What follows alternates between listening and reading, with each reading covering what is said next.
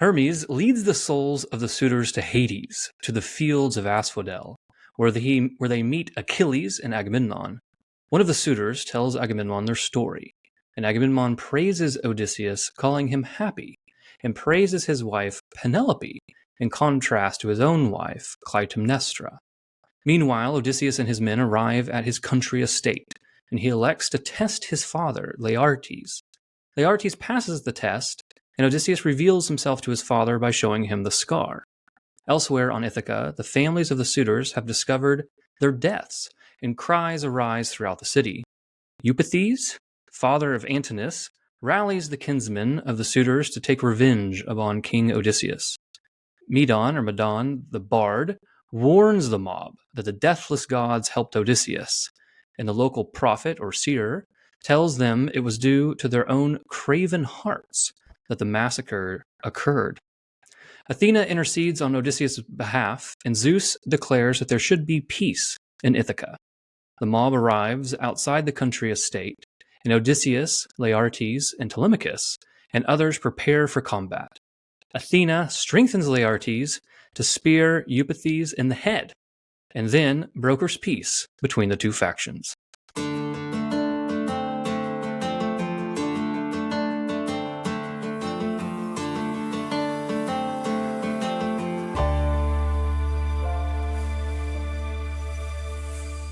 Welcome to Ascend to the Great Books podcast. I'm so glad that you are joining us for the last book of the Odyssey, book 24. This is the conclusion of the year of Homer.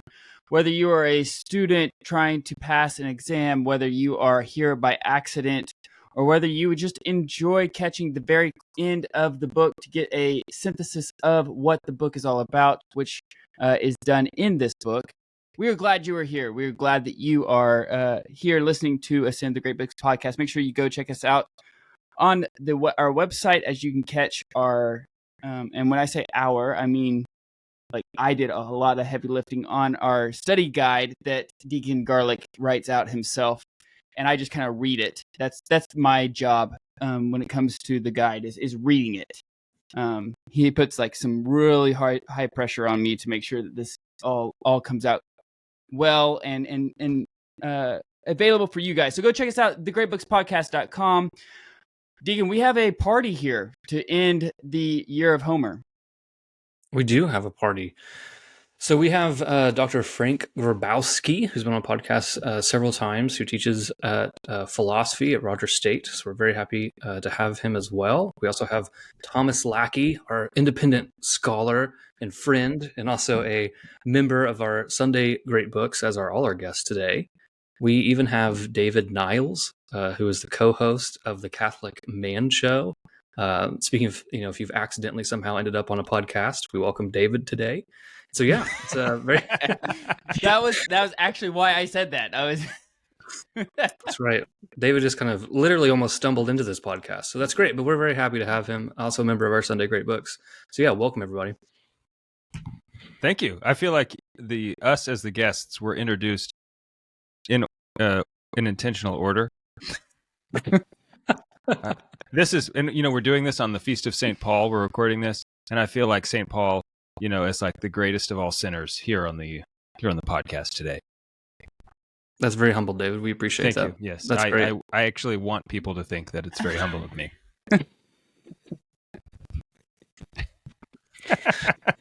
So thanks for having me, Deacon.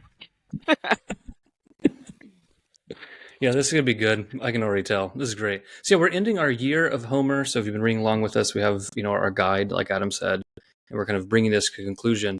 So just as before we get into the text, my quick question, which is not going to be a quick question, but you have 2 minutes. We're limiting this to 2 minutes. I want to know whether you like the Iliad or the Odyssey more. Raw take here at the end of Homer, right? We've had our year of Homer. We've read both of them. Just 2 minutes. Which one, raw take, if you had to pick right now, Iliad or the Odyssey? So David, why don't you go first? Okay. Yeah. So I'd read both before. I read them both a few years ago, just as a quick read, which is really not the way to read either book. But I just wanted to say I've read them. I just wanted to know what was what the story, just wanted to read them. And I had no idea about the backstory. I was just reading them.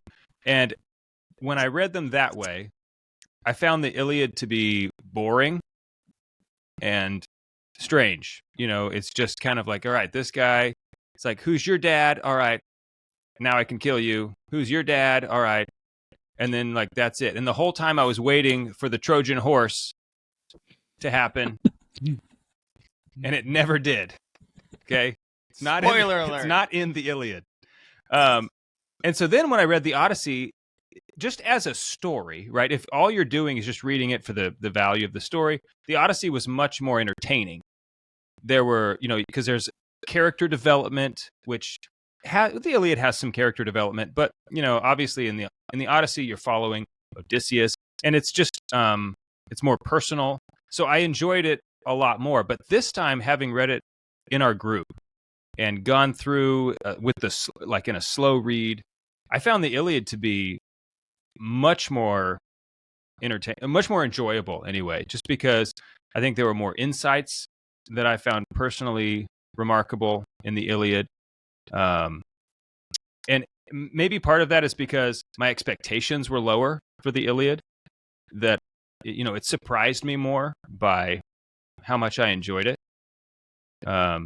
So I personally, in a 2-minute summary, I enjoyed the Iliad more than the Odyssey, having done a deeper dive. Oh, very good. Adam? I've learned that as I've been reading the great books that my palate hasn't been ready for it. So I remember the first time I read Dante, I was like, this is ridiculous. The things that were the insights that we were saying within the group, like, I feel like you're forcing it in. I think you're giving Dante too much credit. Like, I remember thinking that as we were reading Dante. And then, I remember at the end of the Iliad, I was like, yeah, I'm really disappointed in several aspects of the way soldiers conducted themselves, the way God swooped in, some of the way things played out. I was a little disappointed. But I've learned that as I've been reading these texts and kind of wrestling with them and kind of contemplating the story, that I had come to a deeper appreciation as time goes on.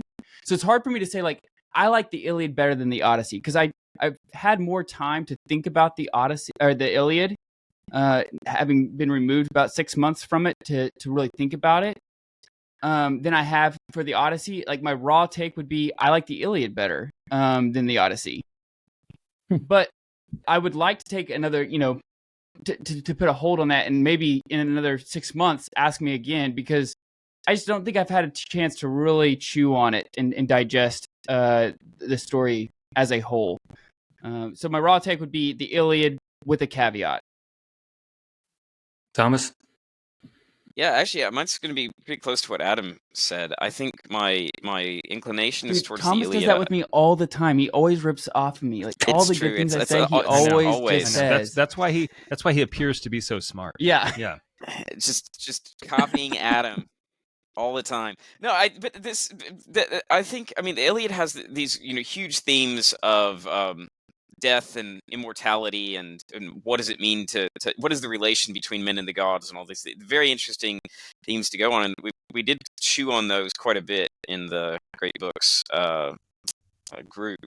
And I feel like in the case of the Odyssey that I don't know why it would feel this way, because I think the timing works out just about the same, but it seems like it went faster. It seems like I haven't really had the time to ruminate on it in the same way. But I think anyway, Iliad, I think, but I feel like there's more kind of there in the Odyssey if I just stew on it for a while longer. Very much following Adam. Dr. Grabowski, what do you think? Yeah, give us our Odyssey opinion. Well, it's hard for me to say that I like one more than the other, because I've really come to read them as a unit. It's impossible to, I think, understand the Iliad without reading the Odyssey and vice versa. And so I think that, for instance, both poems address the issue of kleos or glory, but I think the Iliad may do so more clearly, and Xenia, I think, again, is taken up in both epics. but it's maybe a bit clearer, more profound in the Odyssey. I suppose that for me, the Odyssey, I think both epic poems raise this question about the relationship between the gods and mortals. And if we have time, I'd like to hear, everyone's thoughts on Homer's position regarding the Greek pantheon and whether these are gods worthy of our honor and our loyalty and our piety. But I think, one of the questions that is brought up very clearly in the Odyssey, it has to do with, I think, the very existence of these gods. I mean, I think that Homer's Odyssey can be read as a critique of sorts. And if it can be read as a critique of sorts of the Greek pantheon, then that really does cast an interesting light on Plato's Republic and how Plato handles Homer. So, I guess for me, of the two, the Odyssey strikes me as more philosophical, and so given my philosophical temperament, I think that I'm drawn more to it, but I don't think that it can be truly understood independently of the Iliad, and as I said, vice versa. No, very good. The Iliad. I'm going to pick the Iliad. I've read both several times. I think I gravitate towards the Iliad because I'm drawn to the characters. And in the Iliad, I'm very much taken with the contrast between Achilles and Hector. Mm-hmm. I think the Odyssey tends to be a much more complex text. It tends to be one that generates a lot more debate. I'll certainly give it that. But the reason I think it does that is because it's not Achilles versus Hector. It's Odysseus versus Odysseus. It's Odysseus compared to Odysseus, which then kind of lends itself to a lot of different themes. There's very positive things about him and very negative themes. And I think that while I think the Odyssey might generate a lot more conversation simply because I think it's more vague in areas, or at least maybe in a positive light, invite you to certain mysteries that have to be explored. I think the Iliad, I just really enjoy kind of its straightforwardness. I enjoy the contrast of the characters. I really enjoy, I think, the host of characters, which then kind of end up serving as all these little analogs for human personalities and how they kind of weave together. I've noticed that as a narrative, I've enjoyed that more than unpacking one character, Odysseus, if that makes sense. So my second question for the end of a year of Homer is like your biggest takeaway. Just what's your biggest takeaway for the year of Homer after we read this text? Several of you were first-time readers. So I went last first time, so I'll go first this time. My biggest takeaway, I think, is in the Iliad, which obviously I think we're always going to gravitate towards the text that we just mentioned was our favorite. Really was this contrast between Achilles and Hector and the question of what is arete? What is the question of human excellence? And that's the one that really just kind of captured my imagination throughout this whole thing. So even when we're reading the Odyssey, I'm still trying to answer that question in the capacity of looking at Odysseus. And I think that's the thing that really stood out to me that I appreciated the Iliad this more. If I had to pick anything from the year of Homer that I learned, I think it is an appreciation for Homer as the teacher, that I share a human nature with these characters, and that I think he very intentionally was trying to express something about human nature in them, even if he's working in a very nascent sense, right? He's at the very beginnings. I don't think he's a philosopher, but I think he is revealing something about humanity. Dr. Grabowski, what do you think? What's your biggest takeaway for the year of Homer? And I agree with you, Deacon Harrison, that it's impossible to understand the other great books, the Greek tragedies, Plato, Aristotle, without having some sort of basis in Homer. So this idea of Homer being the teacher is something that certainly the Greeks accepted, and it's something I think if we're going to have any idea or any understanding of the history of ideas, we have to take that seriously as well. I guess for me, one of the big takeaways is, I guess it goes back to the first book of the Odyssey, where Homer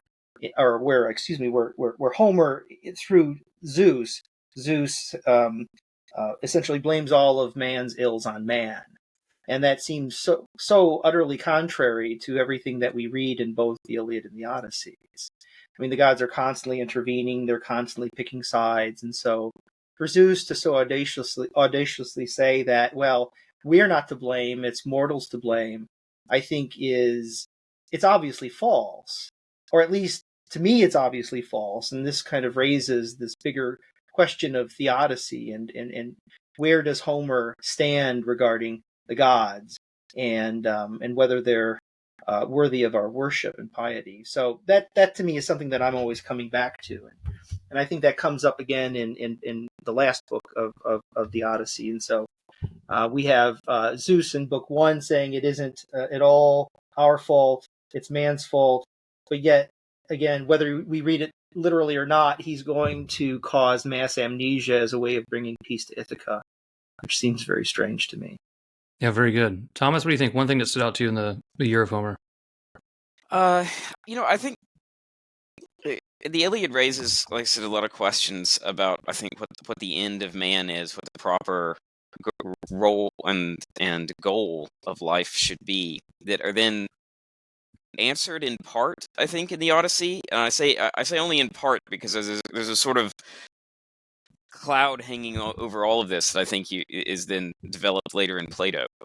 But I think you've got this, as you said, the contrast between Hector and Achilles, and whether or not the glory that Achilles is striving for is really what it means to be a man. And the Odyssey, I think, rejects that. I mean, you could have perhaps taken that away from the Iliad, but I think it's sort of flatly rejected in the Odyssey. And a vision of family and peace is replaced with one of conflict and war. And whether or not that's a final end, I think, is left slightly open, because there's at least a hint, for example, in Heracles in the underworld, that there's actually something yet higher left out, something of this commerce with the Olympian gods, that something higher that man could yet reach. And but there's so I would say that ultimately, I think, to see that the stories are about raising the question of what does it mean to be a human being, and then sort of offering tentative answers along the way that get, as it were, progressively better, but without ever coming to, I would say, an absolutely final conclusion. But there's still a hint there. So that would be my take. No, I very much agree. I think there's something adjacent there too about probably my second favorite thing of the entire Year of Homer is why Odysseus said no to Calypso and him denying immortality. I think that's a question I think to ask that goes into that fate and the purpose of man. Adam, what do you think? Your takeaway from the Year of Homer? Yeah, I mean, my initial take isn't actually about Homer, but about the desire, or like the quality of being able to do it with other people, right? Like, I could have read this by myself, and there's no way I would have come to some of the conclusions that I came without reading it with other people. So, like, the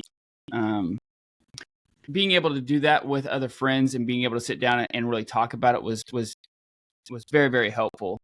I do think that it shed some light, because I had not read everything in order, right? So I've already read some of Plato's dialogues and things like that. So it did shed some light into that, which makes me hungry and like thirsty to go back and read Plato again, because now it's like, oh, I have more of the insights and more of the scoop, so to speak, of what he's makes the text richer. And so I want to go back and read Plato again. And so, but I also like some of the things that really like shocked. There were some things that shocked me about Homer. That, like, if I had not read it slowly, I would not have come to the conclusions. Like just the way the gods interacted with man. How I kept hearing ahead of time that like the Odyssey was a story of fatherhood, of Odysseus going back, and like I'd really like at some point to push back on that. At least some of the raw takes of that I have about this, because like I don't see that. Maybe that as a subset, maybe as a underlining or something, like maybe even like a silver lining if you want to, but like to me that's not what it was about. And so but it was just very enriching, and like really pushed me intellectually, reading them both together and reading them as a group. Yeah, very good. David, what do you think? So my biggest takeaway, and I agree with a lot of you guys, and so without repeating, I just really enjoyed pondering the relationship between gods and man. Okay, and the fact that this was written so long ago, it's very difficult for me to have an appreciation for what must have people thought back then. Okay, because we all live in a world where we have the benefit of divine revelation. Okay, like the world as a people we just have more truth today. Okay, and so these are all pagans, and yet they still came to this conclusion of a higher power. You know, that we as man are meant to serve this divinity. And what does that relationship look like? And so that was the thing that I enjoyed pondering the most. And I think that's another reason why I enjoyed the Iliad so much, because that's just so prevalent in the Iliad. It's certainly there in the Odyssey when you look at the end, when Athena comes in and basically just, trumps everything that you were going to do, right? That all the people, she just like wipes, or she didn't wipe, I don't know if she wipes their mind, but she just ends it all, right? And just using divine intervention. And so that's really what I enjoy, and just thinking about how even for them, they still got so much right, and just what that says about humanity, and how we have an innate part of us that knows that we are supposed to serve, and we're created for the divine. Yeah, very good, right? That Thomas, I remember when I was converting and I found out that St. Thomas Aquinas presents religion as a natural virtue. That religion is something that's natural to man, that man naturally wants to give God his due and look for something that's superior to him to give honor to. And I do think you see that in an obscure way, sometimes in a very dark way, but in a clear way in the Greek mythologies. As we study the Greek books, one of the things that we always talk about is that, there's the great conversation that we're entering into. We're going to see that more on Ascend as the podcast moves forward, because now we're going to look at different authors. We've just had our year of Homer, so now we're going to start looking at different authors, and we'll start seeing how they're playing on these same themes. So we're going to step into that great conversation, if you will.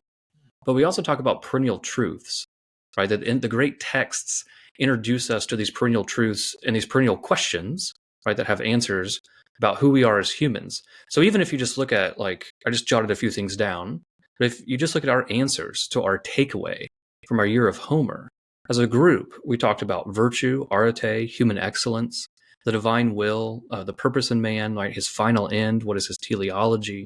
We talked about immortality, fatherhood, and, understanding his relationship to the divine. I mean, these are perennial subjects, right? These are questions that the authors of the great texts are going to take up, for thousands and thousands of years. And Homer is really our introduction to that. Yeah, no, I think that's totally true, because the great question every generation has ever asked, and all future generations will ask, is, what does it mean to be man? What does it mean that I am a man? What does that mean that I ought to do? What is the excellence of being what I am? And so Homer really does address these things. And I think another really impressive thing is the way he was able to, in my opinion, offer a critique on the values and the culture of his day, while simultaneously doing it subliminally in front of an aristocratic audience that would have still received his story with popular acclaim.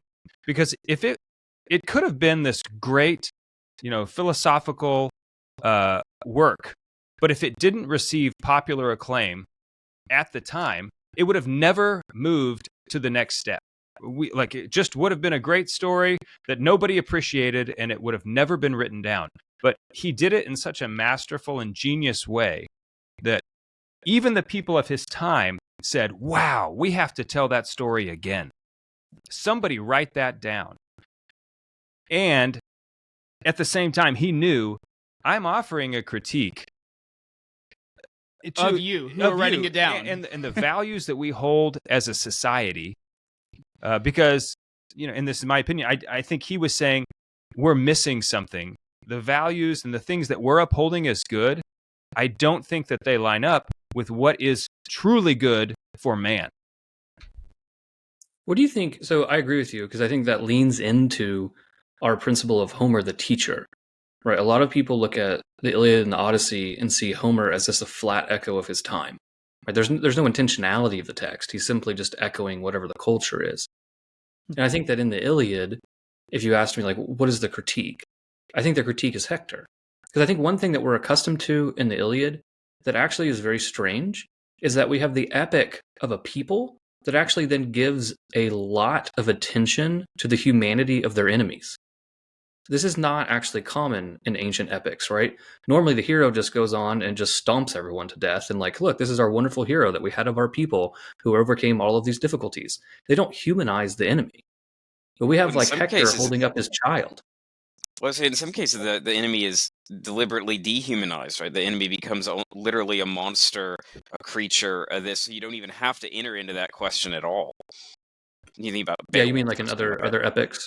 Yeah, in other epics. Yeah, even Yeah, other and I You're think right, epics. Thomas. It creates empathy, and I think that's what is so radical about these two epics is that it's very difficult. I think those who read it for the first time or who've read it for the 100th time still struggle with picking sides. I think that some of us may empathize more with the Achaeans and some may empathize more with the Trojans, but there's a kind of ambivalence where there are aspects of Achilles that are admirable and some that are deplorable, and the same is true with Hector. And so I think that that's what makes it so. That's what has made it such an enduring work, is that it isn't so black and white. And you're right, they don't. Homer deliberately doesn't demonize the other, because there really isn't the other. They're both on equal footing. What do you think the critique, though, is? So in the Iliad, I would say the critique of the audience, if we want to phrase it like that, is Hector. Here's the prince of our enemy, and look at the arete that he has. And even pushing arete from, say, a simple spiritedness of military prowess, skill that we see in Achilles, to, say, Hector, who has piety towards, say, the gods, the polis, and the family. That maybe being an excellent human means more than just combat skills. Where do we see, though, the critique, David, in the Odyssey? Like, where do you see that Homer's critiquing his audience there? Well, I think actually it comes up here in chapter 24. Like right at the beginning of chapter 24, you have Hermes escorting these souls into the afterlife, and they meet Achilles, and then they meet Agamemnon, and they actually say, Agamemnon, you were the one we thought of all the fighting princes, Zeus, who loves the lightning, favored most all your days. Okay, and so here is Agamemnon, who met actually a humiliating end. And here at the very end of the book, I think it's important that the things that take place here at the end, as Homer is wrapping up this story, he's saying, "Oh, you Agamemnon, you're the one who everybody thought was favored the most, and here you met this, you were killed by a woman, you were killed by your wife. You didn't die in battle." You died at home, kind of like a slob, it's a humiliating end. And so I think that, we're talking about chapter 24. So I think right here is a good example of a pretty strong critique over what do they as a civilization value. And Homer's saying, maybe this isn't it. I think it's wonderful. No, let's use that as a segue to get into the text. So book 24 opens up with a scene shift. I think for first-time readers, I think that's interesting, right? If we're waiting to see what happens with Odysseus, but we get the shift to Hermes, taking all the souls of the suitors down to Hades, into the underworld. It seems, if I was going to summarize this conversation, David, I very much parallel what you just said. And what it seems is that we are comparing several different paths to glory, right? What is the actual purpose of our life? So we get Achilles' funeral. Right, they're praising these different things. Look at all the immortality that you had. Right, you sought this immortality through fame, and you've achieved it. Look at your funeral. I mean, the muses come and sing at Achilles' funeral. Yeah. somewhere on the hierarchy of things that can happen at your funeral, that's got to be pretty high, right? I mean, that's doesn't happen all the time. We've seen that anytime the muses show up, that's a very important event. So there's a golden urn. There's all these things that happen, and then Agamemnon, and I think that Thomas was really good at unpacking this for us when he was on the podcast. No one actually ever remembers him conquering Troy. That's not what he's remembered for, right? He failed in the hero's journey. He failed on the return side. And yeah, he's killed either at the banquet table or he's killed in the bath, depending on what story you follow, but he's killed by his wife and his wife's lover. It's a humiliating end. And I think that then, the comparison then is kind of the somewhat unsaid comparison is to Odysseus. And which one of these men has it the best? Is Achilles, Agamemnon, or Odysseus? Because to me, the most important statement in the underworld is when Agamemnon calls Odysseus happy. Happy Odysseus. And I think that's a commentary on which one of them has actually achieved the greatest end. Yeah, I mean, I think it's not terribly subtle either. I mean, I think if you look at just at the structure of Book 24, it is the end of the Odyssey, but he's wrapping up the ends of all of these stories, and he's again not very dragging them forward again, almost represent them, because some of these stories we've heard already. In fact, perhaps all of these stories we've heard already, and we're being told them again here one last time. And we're represented with the ultimate end of Achilles, the ultimate end of Agamemnon, and them looking forward to, okay, well, but what about Odysseus? And calling him blessed and happy. And I think that you see that. Oh, and I guess we'll see that this representation come throughout this book. Now, I will say that the structure of Book 24 is a little compressed. It has that feeling of something that almost seems like it should have been a little bit longer, or I would say that of all the books in the Odyssey, or for that matter, and maybe in the Iliad, it's the most. It jumps around the most, I would say. And it took a little while, I think, of reading it before I came to. I think there's a method to its oddity, but it is a little bit stranger structure. Well, Thomas, let me just mention too. I mean, those who are present here on the podcast may know this, but there was a debate among ancients regarding the authenticity, or whether this book was part of the original text or whether it was something that had been added later. Because it seems like, well, the argument would be, well, there were a lot of loose ends by the end of Book 23, and so we had to kind of tie them up because all the suitors were dead, and what would their parents have thought? And so there was a need to kind of, in a Deus ex machina way, bring it all together to make sense out of all the violence and whatnot. And so, I don't have an opinion about this, but I agree, Thomas, that it does seem a bit rushed. I think that's what you're getting at. Yeah, it does seem a bit rushed. Now, I will say, I have no opinion on the scholarship because that's outside my. I think thematically, though, this makes a lot of sense. And I would also say that just in the sense of literature, you often have amazing authors who tell stories. Now, obviously, these are not going to be at the same level, but if you read stories by even adventure people like Jules Verne or H.G. Wells, you often have this feeling as well, where you've got this great narrative structure that all of a sudden just seems to wrap up in 3 pages. So that even it wouldn't be unique to Homer, even if that were the case, and it could still be authentic. I think one thing that has to happen, and we're going to get here, is that if you look at ending at Book 23, you've now seen Odysseus restored to his family.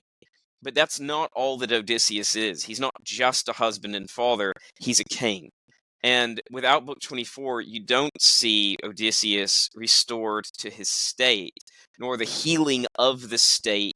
Just like there's a kind of a dual motion going on, where it's not just that Odysseus is returned to his family, but there's a kind of healing of the family by his return. So there's a mutual healing going on in both directions. And there's something that has to happen in the state as well. The king has to return, which is his, triumph in a sense, but also the state, which is, as Laertes says, being run by fools, has to itself be healed by his return. And again, without book 24, that I think it's more than just a loose end. I mean, I think it's just not an end. Can we push though into the Hades scene?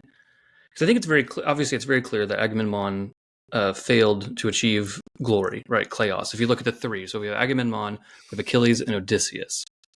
But I'd really like to understand why, or what are we actually saying when we say that Homer places Odysseus above Achilles?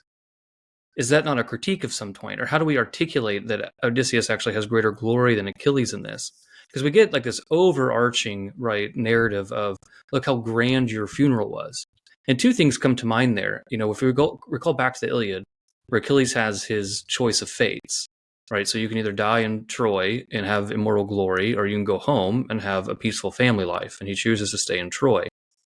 We've already seen in the other passage in the Odyssey, when we went down to Hades the first time, that Achilles does not think he made the right choice, or at least that's how I would read it. Or at least it's highly implied that way, right? Because what's he say? I would rather be back in the world, I'd be back amongst the living as a dirt farmer.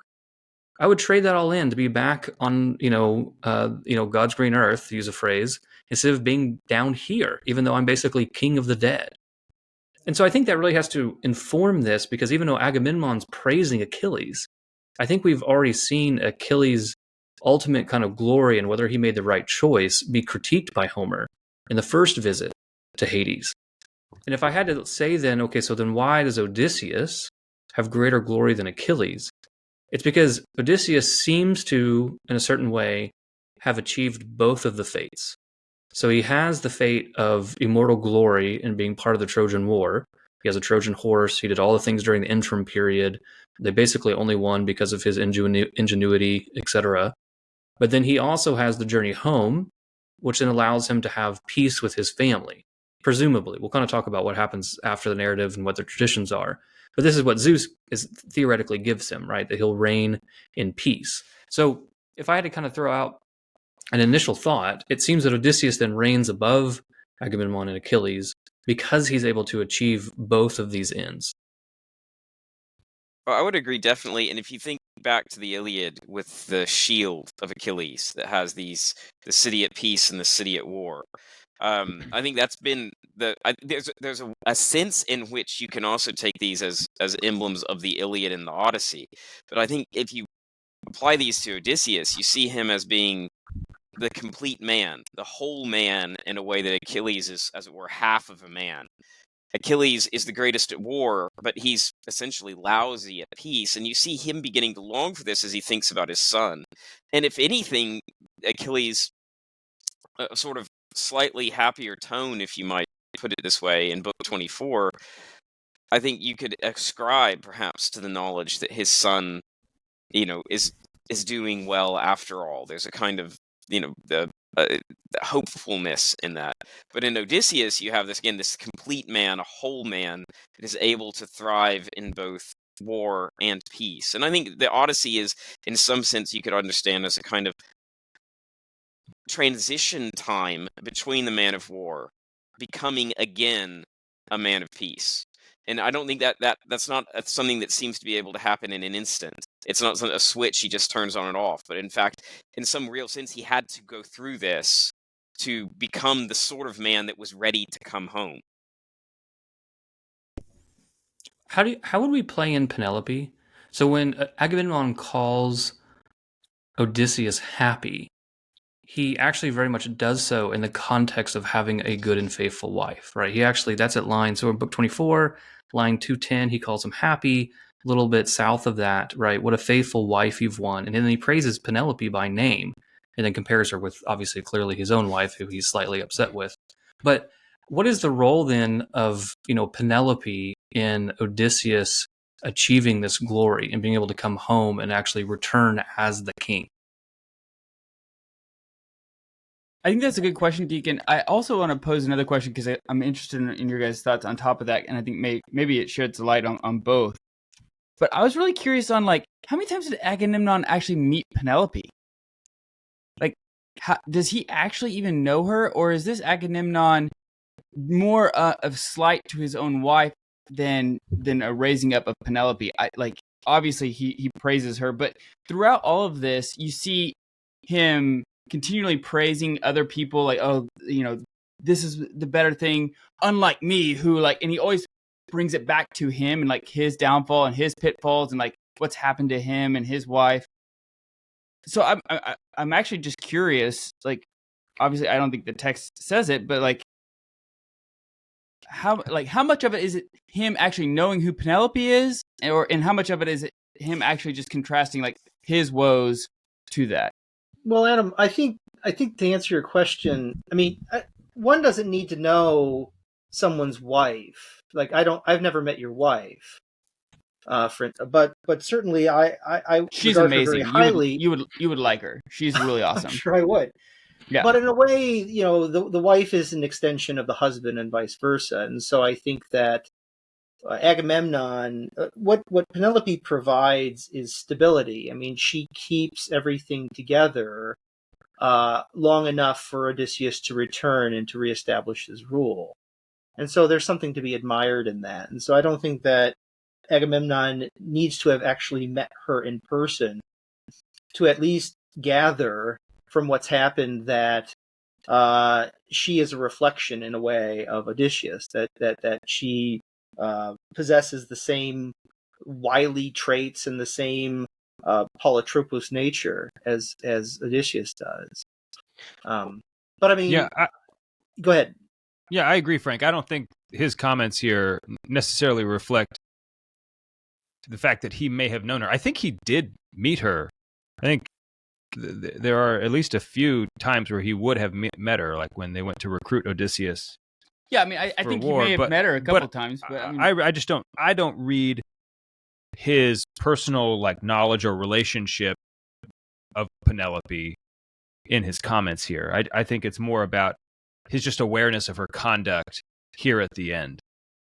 But to Adam's point, I think that what's his reference guide? Like, what's his actual reference point in making these conversations? I do think he's the same old Agamemnon. I still think he's imploded, right? He's mainly focused on himself.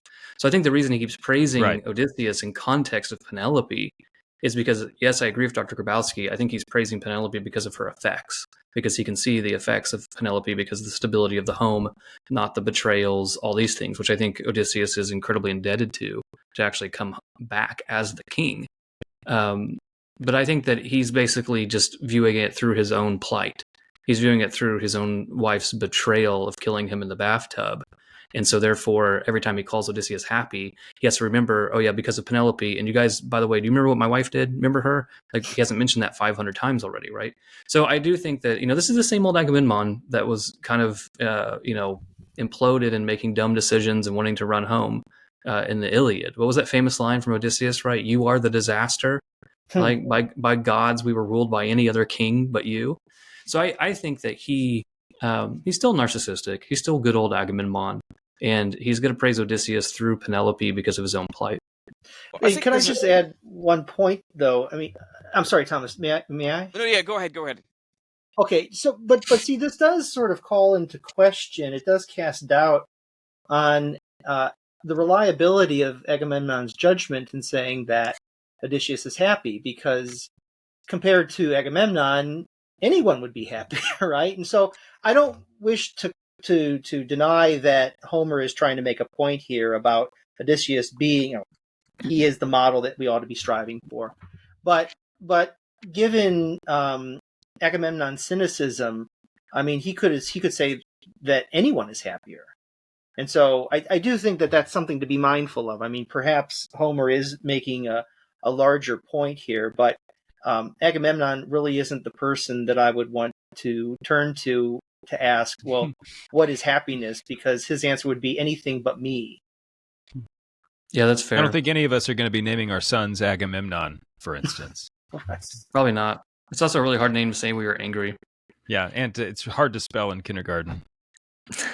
Well, one thing I would say is that when Agamemnon praises Odysseus and Penelope, at least according to some of the commentaries and stuff that I was looking at, he praises Penelope's virtue, but it's a bit ambiguous in the Greek as to whether or not the virtue he's praising is Odysseus's virtue for having chosen Penelope, or Penelope's own virtue. And I think the reconciliation of that is probably that it's deliberately ambiguous. That there's a kind of notion here that she is a truly great woman, and Odysseus is precisely the kind of man that would marry a woman like Penelope, with the contrast being that Clytemnestra is a truly horrible woman, and Agamemnon is precisely the kind of man that would marry a woman like that. And they're being contrasted as a couple where the two perfectly suit each other. And I think that's something that Homer is actually drawing out. And there's a Greek word here that I'm going to probably butcher the pronunciation of, but it's like Kuridios or something like that, where he's talking about their wedded life together. And apparently, again, according to the commentaries, I don't speak Greek, but this kind of encompasses their wedded life. Like that's a holistic kind of word, and he's calling that entire life happy, in a way that he's then contrasting his to being unhappy. But again, this is a notion. It makes me almost think of Dickens, where you've got the Squeers in Nicholas Nickleby. I don't know if anybody else will pick up the reference, but it's this truly awful couple, but they're perfectly suited to each other. I think there's a kind of contrast here going on between Agamemnon and Clytemnestra as being two halves of a whole, and Penelope and Odysseus being two halves of a whole, put into a contrast as a couple. I like that. I like that because it also runs quite parallel to our conversations of why does Odysseus like Penelope. So oftentimes he kind of would leave her out of the list. Like sometimes it's like, oh, I've got to get home to Ithaca because my country and my things and my people, and and then he names like 15 things and he never gets to his wife. But then at times, like when he compared her to Calypso, he basically, implied heavily that it was her intellect, right? It's her cleverness. And she is the matchless queen of cunning, which I think we pulled from book 1 of the Odyssey, if I remember correctly. And so I think they are coupled together. I like that idea. And I also really like the idea that then Agamemnon has the wife that he deserves. Well, and I think if you contrast with this book 23 a little bit, which is a masterpiece, you just see the understanding that the two of them have of each other. I mean, I think that's one of the most touching things that comes out. Odysseus seeing her hesitation, and Telemachus doesn't get it. Like, Mom, run up, it's Dad, but he understands. They understand each other, as it were, perfectly without even having to speak, even after all this time. And that's presented in this picturesque way, and then drawn out in a beautiful kind of conversation relating to the bed and all the rest of it and their life together. But I think now we're looking at this. That's of course like an inside picture, and now we're getting an outside picture of the same relationship. And Thomas, just to add one point, your idea that Penelope and Odysseus are complementary to each other. I mean, this comes across very clearly later when we read in Plato's Symposium. We encounter Aristophanes' speech about love as being two parts of what used to be a whole having been separated. And love is then the rejoining of those two parts. And so I think that this is a very Greek, at least, within these epic works that we've been reading, a poetic understanding of love as being a union of severed halves. Any other thoughts on this kind of like snapshot picture into Hades? I think it is just funny that the suitors tell a story that's not accurate. I mean, that's just genius on Homer's part. He's tweaking the tale here and there. He doesn't mention that they just forgot to lock the door. Things like that. He blames other people for all the. I think it's just brilliantly done in showing the character of Antinous, or I think it was Antinous. Anyway. It's Amphimedon, I think. Amphimedon, he's the one. Oh, amphibian. Yeah, amphibian. Yeah. Yeah, it's just. He gives the apology or the defense. Yeah. Yeah, and he's looking for sympathy and has the least sympathetic response in the history of literature, probably. So that was also funny. Yeah, where it's like he talks about the clotted gore and that Odysseus slaughtered them all. And the first thing Agamemnon says is "Happy Odysseus," right? There's just immediate praising. But I mean, yeah, again, this is the full circle, right? Because then that leads back into Agamemnon's own story and why he Right. would see Odysseus as happy. So that's very good. I'll bet he is so happy to have just killed you. Oh gosh. Well, and the funny thing Let's is, hear- he addresses Amphimedon with the same questions that Odysseus had addressed him. Like, if you look at the three questions, I'd have to go back and look at the lines. But when Odysseus finds Agamemnon in Hades, and he's like, "What are you doing here? How did you, what are you in for?" That he addresses the same series of questions, and so we're definitely seeing this kind of loop, but with a very different. It's like a weird response. form of guest friendship. Yeah. Right. There's like a ritual, like, okay, why are you here? How did you get here? And what's your kleos, right? Because that seems to be the question, right? Is they're actually trying to ascertain, like, what's the kleos that you've kind of brought down here? And obviously the suitors have next to none, which is what Penelope critiqued them for. So let's look at the next. Guest friendship is it's right here, like right before it launches into this summary of the entire story, beginning at 1:30. First, who is it that's asking? Oh, it's Agamemnon. Is that it? He says, "I was once your guest." So now, tell me what happened. That's at 1:25 or so. And so, so it's just funny there. that those same themes that have been reoccurring throughout the whole story, they all come back here in the 4th chapter. Even we've mentioned healing. 24th. Did I say 4th? Yes. Anyway, I keep doing that. I've called the 24th chapter the 4th chapter many times. Even you guys have mentioned kind of healing at the very beginning, like line 10. Hermes is referred to as Hermes the healer, which he's not referred to as the giant killer, which is interesting. I'm not really sure what it means, but that was something that stuck out to me, and it's just interesting that the idea of healing has come up at least a couple times in our conversation.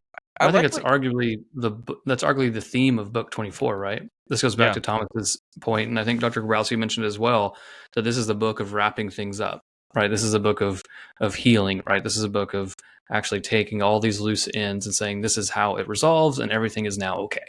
Healing and it does it by some people dying. Well, what I meant by the restatement is when you write a paper, you often have a conclusion in which certain aspects of the thing get restated and summarized. But books don't always end that way. In this case, though, Homer does seem to not just be wrapping things up, but first restating them and then bringing their conclusion. It has this. Yeah. Yeah. Yeah, very good. Let's look at another somewhat controversial scene, which is when Odysseus goes out to meet his father at the country estate. Good old Laertes, who the first time I read the Odyssey, I was incredibly surprised to find out that he was still alive, because I figured he'd be somewhat involved in the cluster that was his own kingdom, right, with Penelope. But here we have Laertes out at the country estate, tending to his plants, and Odysseus, very fittingly for his own character, decides to test him. Any kind of immediate thoughts on this passage?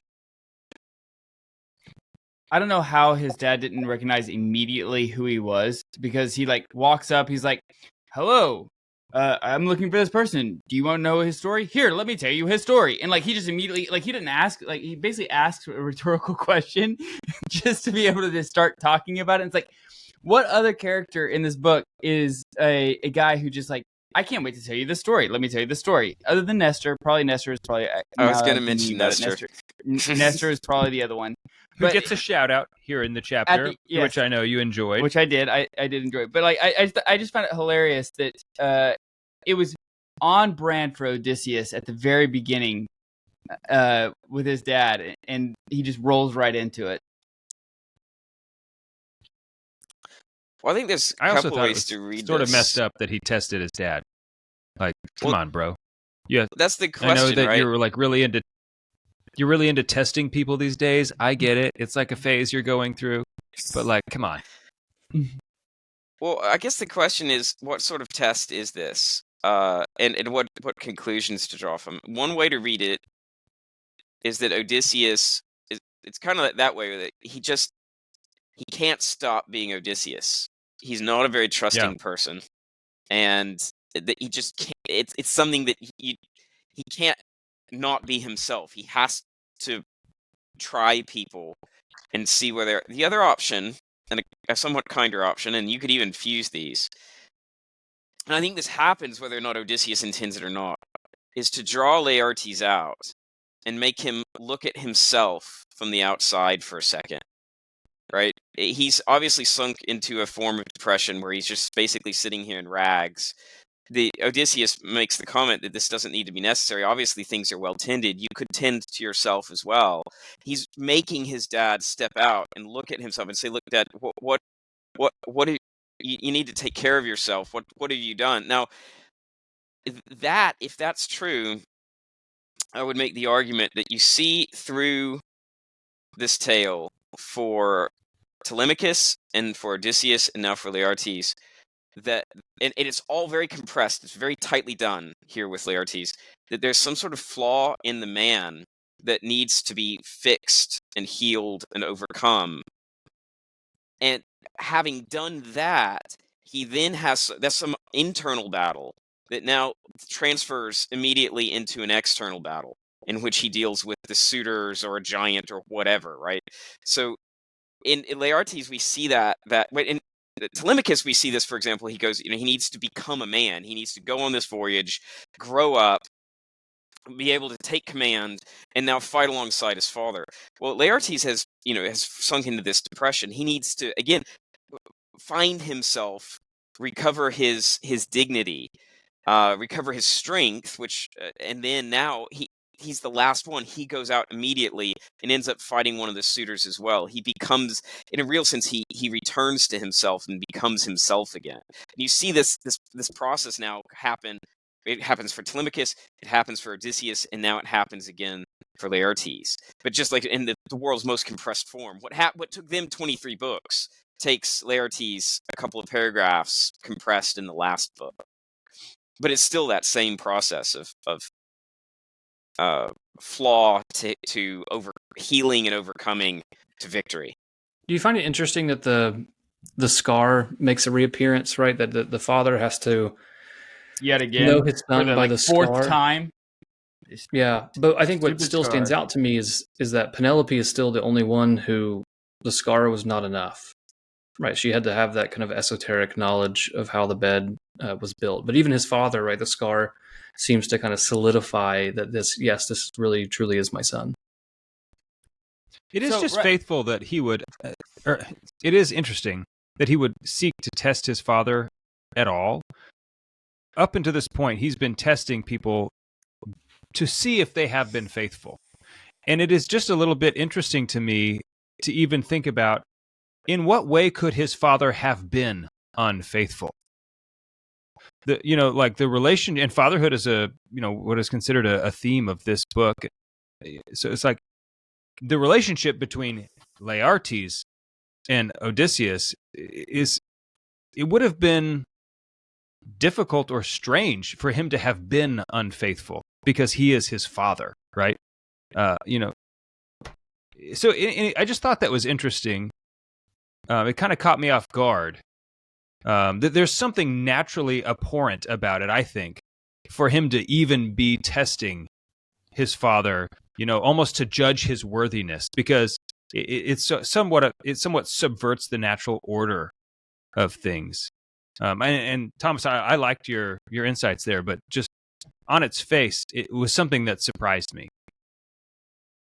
I found it I don't unsettling. think there's malice behind it, though. I don't think there's malice behind it. I think it's the way that Odysseus relates to people. I think that this was an opportunity for him to become reacquainted with his father. And in a way, this helps to restore Laertes to his self. And so, I think, initially we might read this, or we might think of Odysseus as just being a jerk to his dad. And why doesn't he just reveal himself?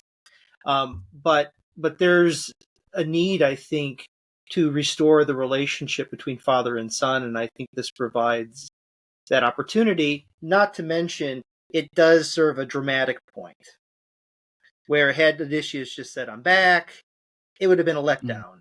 And so I think the reader is wondering how Laertes is going to respond. Is he going to recognize his son? And then once, of course, he does, then there's this big romantic embrace between the two. And so I think it does serve that sort of dramatic or poetic purpose as well. David, I'm sympathetic to your statements. I really am, because I also found it somewhat unsettling or just agitating, right, for him to treat his father like this. Particularly, like, I'm going to actually solicit like a really deep emotion. Like, basically, his father breaks down, and then he starts to break down. And so then, and that's like in that intimacy that they have this reunion. And I agree with you. There's something here that seems disordered to me. One thing that also though occurs to me is that no one seems to be mad at Odysseus for doing these tests. And I think that's something to really stop back and think about. That then once they realize Odysseus has been testing them, they seem to realize that there's a rationale behind the test. Because, I mean, I just think if this was a modern day story in Oklahoma and a son did this to his father, the first thing the father's going to do is punch him right in the face. Like, why did you just put me through that? Right? Why are you doing that? But I think culturally, and then hug and kiss him, but punch him in the face. Yeah. Yes. It's like, I mean, this was like, why did you just put me through that emotional hell, right, of doing that? So I do think that's something, not that I'm always overly eager to give a defense of Odysseus, but I do think here that there seems to be a cultural aspect that they understand why they have to be tested. And again, you have to think of a culture that you don't see each other for years at a time. There's no way to communicate. And then someone just shows back up and says, hey, I'm so-and-so. And we even think this, right? We see someone that we haven't seen since high school, and you're in the coffee shop and you're like, is that them? Is that right? Like, they look so different. Like, but is that actually them? Like, and you're so fat and bald. That's not how I remember you. Right. Do you have that scar still? Where the boar got you. Deacon, I wanted to bring up something, and I heard this in a commentary in passing. They said this in passing, so I wanted to go back and kind of make sure that it was true, and then kind of read it. And I wanted to get you guys' thoughts on this because I wasn't sure what to make of it. But the reaction that Odysseus' dad has, this is line about like 355. It says, at those words, a black cloud of grief came shrouding over Laertes, both hands clawing the ground for dirt and grime. He poured it over his grizzled head, sobbing in spasms. Now, that is almost word for word what Achilles says once he finds out about Patroclus dying in the Iliad in book 18. About line 353, it says, this is right when he finds out, he says, a black cloud of grief came shrouding over Achilles, both hands clawing the ground with soot and filth. He poured it over his head, fouled his handsome face, and black ashes settled into his fresh, clean war shirt. Yeah, and so, they're identical according to my commentary, too. Like, really? Okay, so word for word. So I'm not sure what to make of this idea of Laertes and Odysseus with Achilles and Patroclus, but I would love to hear your guys' thoughts on that. I haven't made that connection myself. I mean, a simple explanation would be that it's just formulaic. And we see this in Homer, that he will often, reuse certain lines or phrases or passages as a kind of, again, almost like a robotic or a formulaic, like a turn of phrase almost. Yeah, but again, I wouldn't necessarily want to, side with that particular. I mean, because that doesn't do justice, I think, to what you're suggesting, that there seems to be a parallel or connection between these two couplings.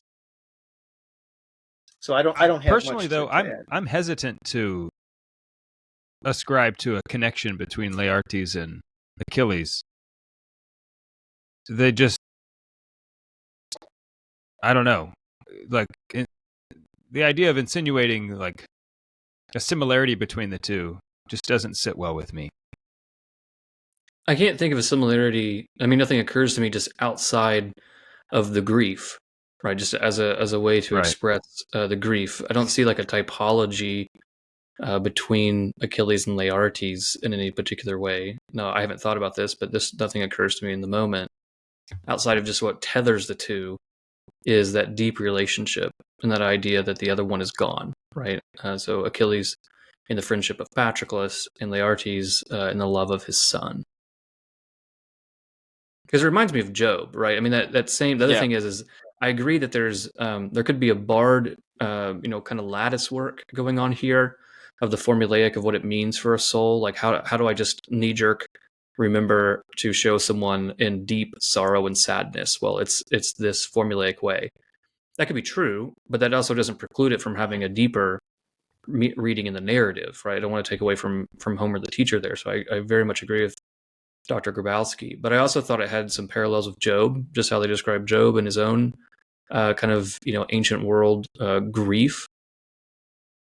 I think there's an interesting east-west question there as well, because most of these examples we have of this idea of sackcloth and ashes, and we've got Jacob for when he's told of Joseph's death. We have Job, Mordecai. Most of these are coming out of the East, so I think there's an interesting question there as well as the how much this is informed from the Eastern as well. Anyway, well, let's push into the narrative a little bit and see what happens. So you have this reunion of Odysseus and his father Laertes. One of the things that stood out to me, because we've been tracking and very much with Dr. Grabowski's assistance, is the importance of spirit, of the thumos, right? And there's an interesting line here at 425 or so, where father and son confirmed each other's spirits. And I thought that was kind of a beautiful scene. I know, Adam, you have some skepticism about the theme of fatherhood, which I'm not saying you're wrong. I do too. But there's two parts in this that I thought really were beautiful in the father-son relationship. One is this, that you have a father and son confirmed each other in their thumos, their spirit, right? Which I think is a beautiful picture of that relationship between father and son. The other one then is, maybe just to kind of jump ahead a bit, is, the suitors all find out that their kinsmen have been killed. And so then Athena goes to Zeus. And one of the things that we see, though, kind of just tracking the father theme, is that you see 3 generations get ready for war together. Laertes, Odysseus, and Telemachus. And there's a beautiful line in there, too, where Odysseus is basically telling Telemachus to get ready for war. And Telemachus basically says, I will not disgrace your line. And their line, it's hard to exactly parse out exactly how they're talking to each other there. But I think the confirmation of it is then Laertes basically talks about his heart bursting with joy to see his son and his grandson vying for courage. And for me, if we're going to take the theme of fatherhood in the Odyssey, to me that was the apex. And that was also the apex of Telemachus's own coming of age story. That he really has, here he is standing with his grandfather and his father as a warrior, side by side, ready to fight, for the home. And to me, that is, if I'm looking for an apex of Telemachus' story, I think that might be it. I think it's the apex of Laertes as well. You see this, his restoration is full at this point. He's gone from a beggar in rags to being, sort of rejuvenated by Athena, but moreover, just sort of like you said, his spirit has returned now, and he can look with joy on his son and on his grandson, which is itself an ancient form of blessing. Right? You see your children's children and things like this, which you can see this. Life is full for Laertes at this moment. But and hence the need for the test. Confirming each other's spirit implies that Laertes' recognition of Odysseus wasn't on Odysseus revealing himself in some sort of blatant way, but it was an invitation for Laertes to see Odysseus for who he is.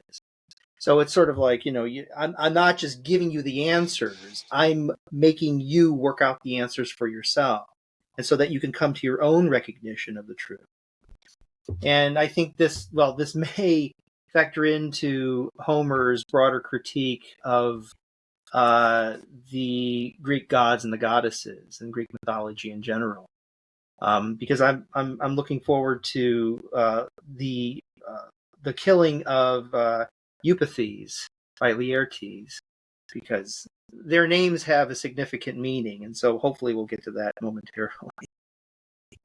Well, let's look at rumor and the townspeople finding out that their kinsmen have been killed, because I think this is there's a few just preliminary investigations to get the conversation started. Mm-hmm. One, it shows us that not all the suitors are suffering from fatherlessness, and someone, ironically, the worst one, Antinous, is not. He has a father. Because remember, one of the theories we've had throughout this is that we had to remember that Ithaca has a missing generation, the men that went to Troy with Odysseus.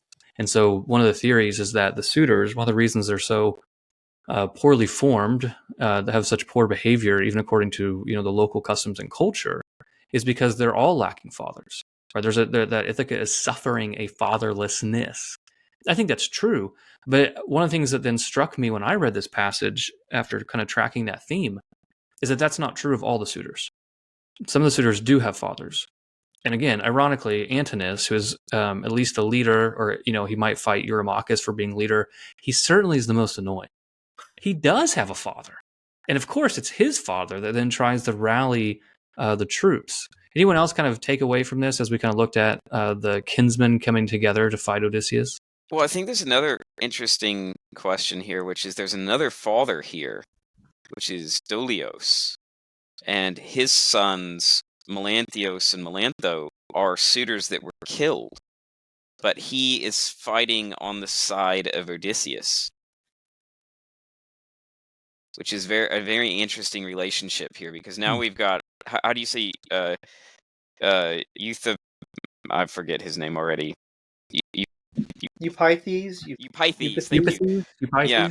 Eupithes, as a contrast, who has, as it were, you can have a bad father with a bad son, which I think is Eupithes. You can also have an honorable father with a bad son, who is Dolios. And it doesn't seem to. Oh, go ahead. Nothing. I was gonna. Could you tie that to the text, where you're seeing the good father with the poor son? Can we tie it to the text a bit? Yeah. So I think we'd have to go back a little bit. So when Dolios got there, there's a kind of weird back and forth between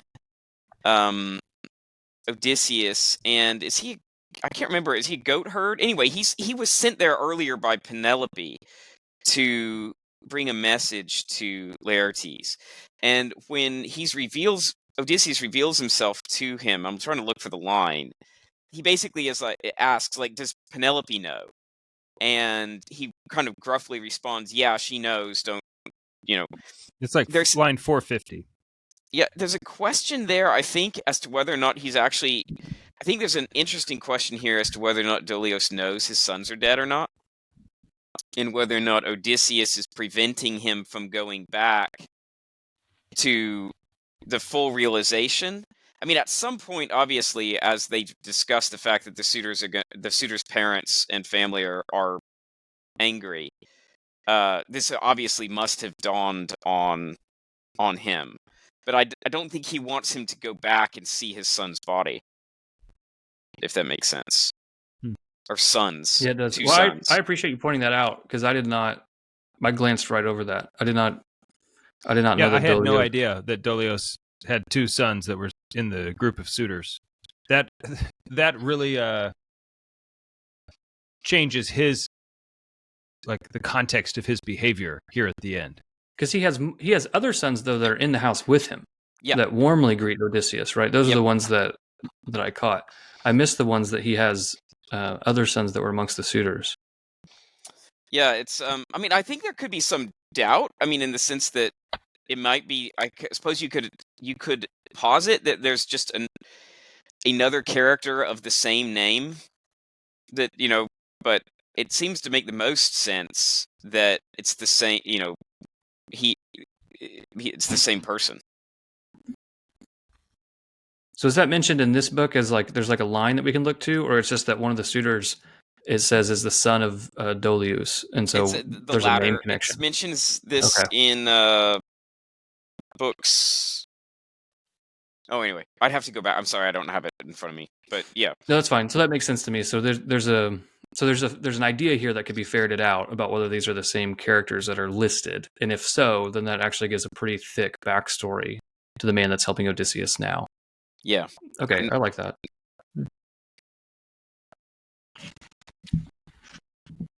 Also, by the way, to switch it back to Eupithes and they're in council, he basically says before Odysseus runs for it, it gives you a certain insight, I think, into the kind of character that Eupithes and Antinous have, that they assume that Odysseus is just going to run away now, right? They are assuming, I think, what they would do in this situation. Or in this case, Eupithes, right? Well, obviously they're going to be coming for us, so let's make a break for it. This is kind of when Odysseus has no intention of running. A few other things I noticed in that passage. One is I just love that the fact the bard is once again like the person who's the source of reason and like giving the good advice, right? I just love bards in this book, right? So anyway, the inspired bard, right? He gives this insight that it's with the deathless gods that did this for Odysseus. So if you guys go fight him, you're fighting the deathless gods.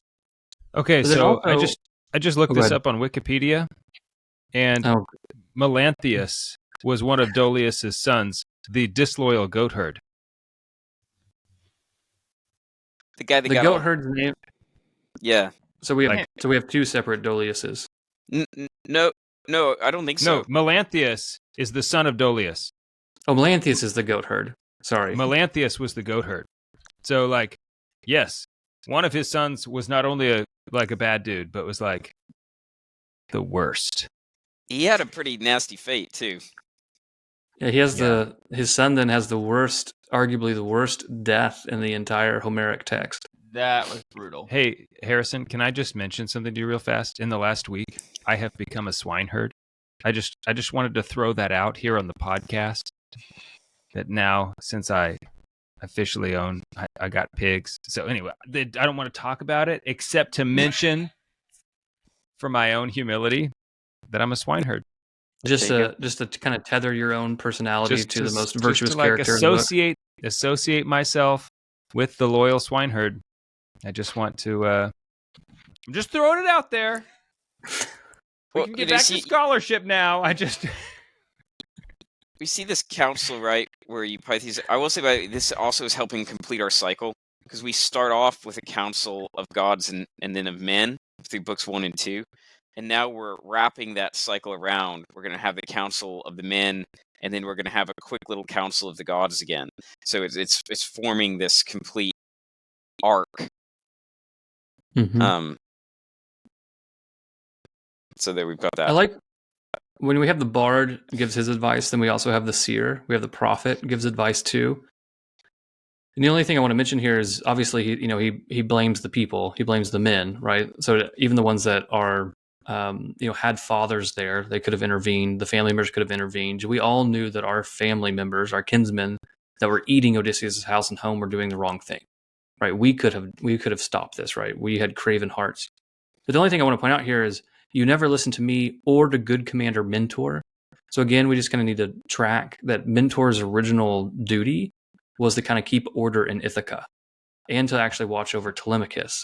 He seems to basically have utterly failed in that, or been inept at least in doing that. But again, we're kind of remembering that this is why Athena takes on the form of Mentor, is because that was his actual role. That was what he was supposed to be doing. So here we see it confirmed again. That's a little after line 500.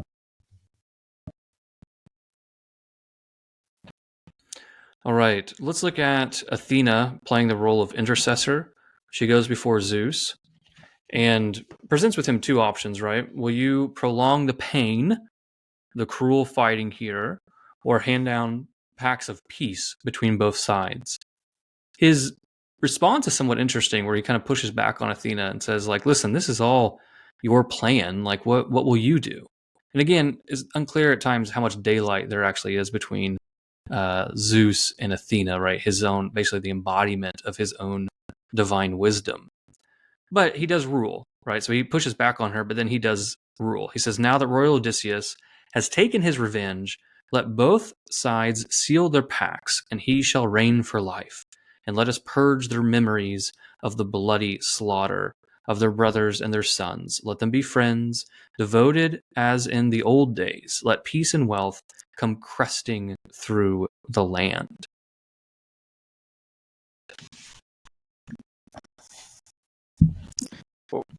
Comparing to the Iliad, I would say that will you prolong the slaughter is a very reasonable question.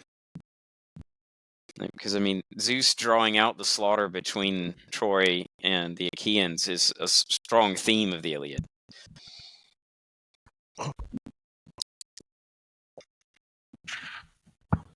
Yeah, and Harrison, what you were saying about how much of a difference is there between Athena and Zeus? I just thought it was funny because he tells her, "Do as your heart desires, but let me tell you how it should be done." Like, how, how much leeway are you really giving her? You will learn how we do it the proper way. Yes, do whatever you think as long as it's exactly like this. Well, who was it? Dr. Grabowski, were you the one earlier? Because I really like this bookend.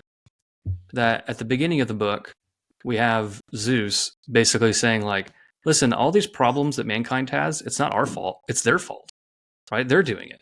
And then here at the end of the text, in book 24, it's 100% up to the gods whether or not this problem stops.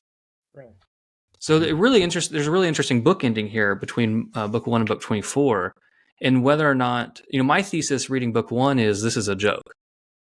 I mean, Homer's setting this forward, but like this is clearly funny in somewhat of a dark way. There's no way to come off reading the Iliad and think that Zeus's will does not move all things towards their end, like the book 1 in Iliad mentions.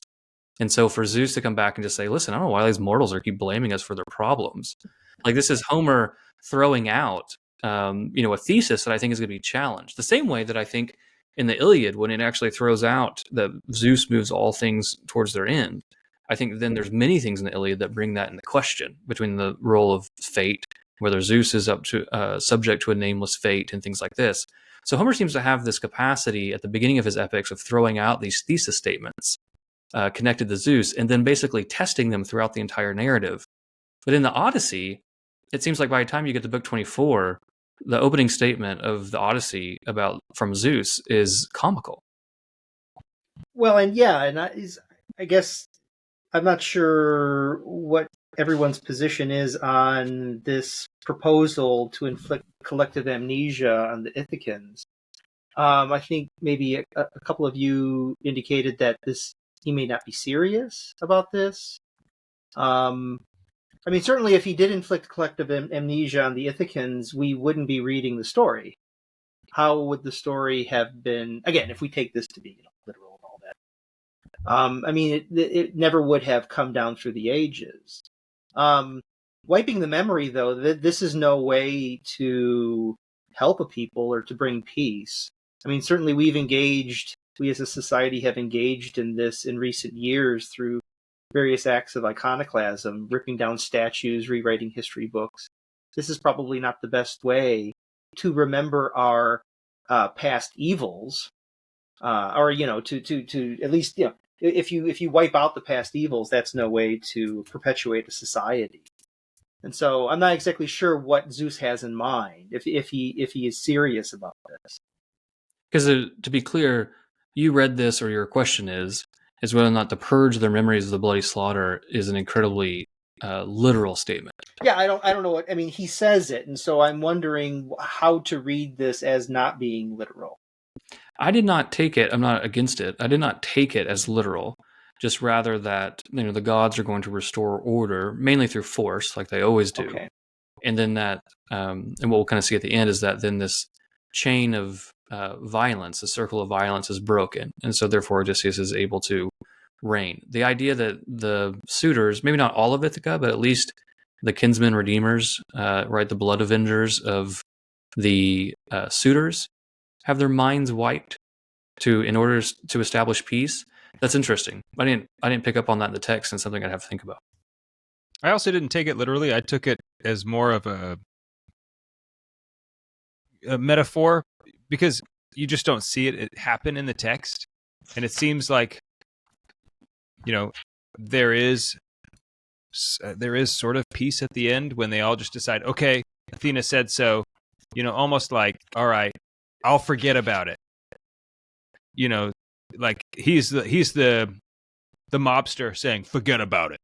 And you just say, okay, I will, because the consequences of not forgetting about it are going to be really bad.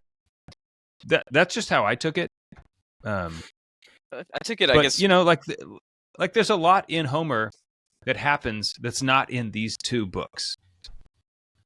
Or there's a lot in the greater story anyway. It's not in Homer, I guess, but so Yeah, like Frank, I'm totally open.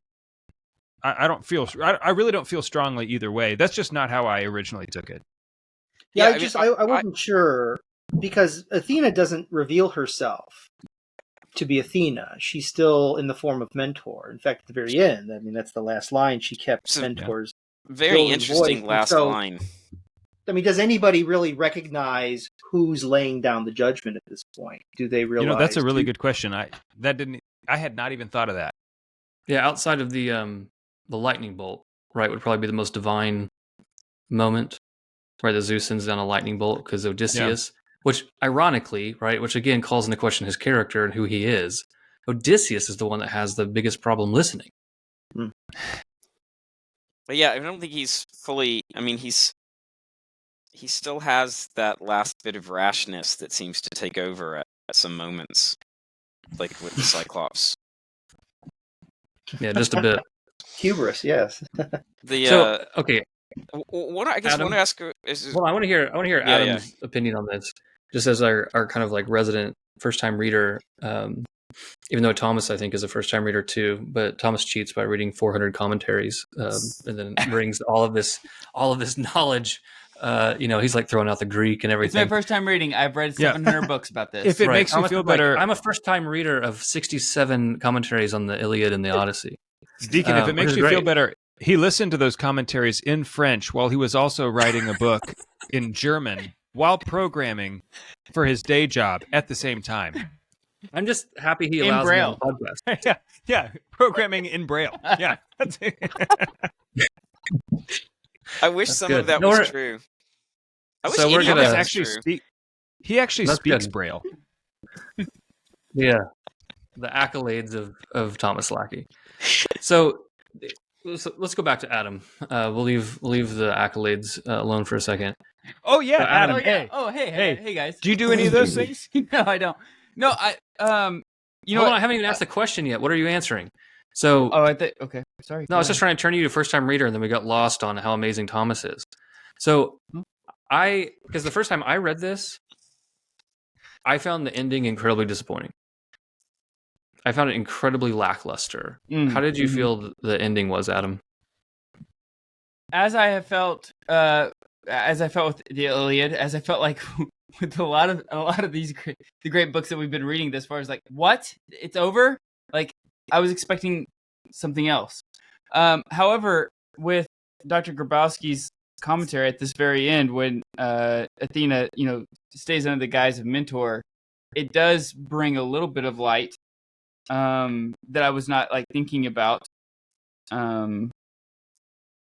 So I did feel like that there was just it's just frustrating, especially whenever you read afterwards, like some of the plays and things that talk about what Odysseus does afterwards. It's like I would have liked a little bit more closure on Odysseus. I would have liked a little bit more closure on what happens, who he is, what happens with him, and him and Telemachus, specifically that. I wanted to know, okay, because some of the stories, and correct me if I'm wrong, because I haven't read them all, so I could be I could be off here, but is that he goes off and goes back off to war, it continues different Odysseys, so to speak. And so it's well, if that's the case, if that's what he does, then how much of it was really him desiring to come back to be with Penelope and Telemachus, specifically Telemachus, because people talk about him being this is a fatherhood story, that that he wanted to go back to be a father to Telemachus, because book 23 really I struggled with it, because it was he finally made it back. They all agreed that he is actually Odysseus. It was like, great. And then what does he do? Yeah, by the way, I gotta go. It's like, wait a minute, you just got back from like 20 years of being away from Penelope, and like you finally got to see like your son and like be with them, and like I don't know, I just have I have questions, I guess. To be fair though, he does go to see his father. Yeah, but like, you know, you should maybe like hang out with your family. Yeah. No, I totally like Yeah. I would have done things differently. Right. Me.